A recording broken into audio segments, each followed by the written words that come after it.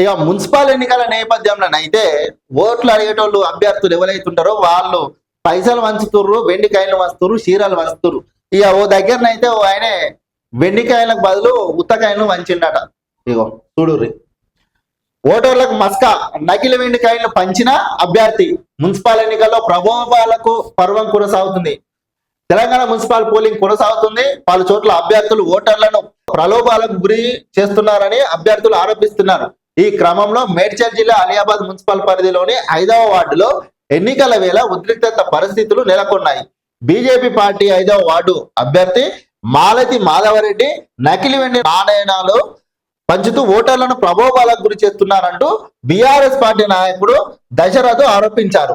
అంటే ఆడ బీజేపీ అయినా వస్తున్నాడ, ఇక్కడ బీఆర్ఎస్ అయినా పట్టుకున్నాడ.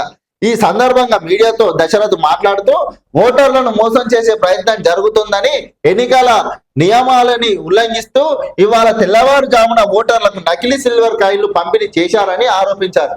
ఈ ప్రలోభాల విషయంలో ఎన్నికల సంఘం అధికారులు ఫిర్యాదు చేస్తామని చెప్పారు. ఈ వ్యవహారంపై పూర్తి స్థాయి విచారణ చేపట్టి మాలతి మాధవరెడ్డిపై చర్యలు తీసుకోవాలని ఆయన ఆరోపించారు.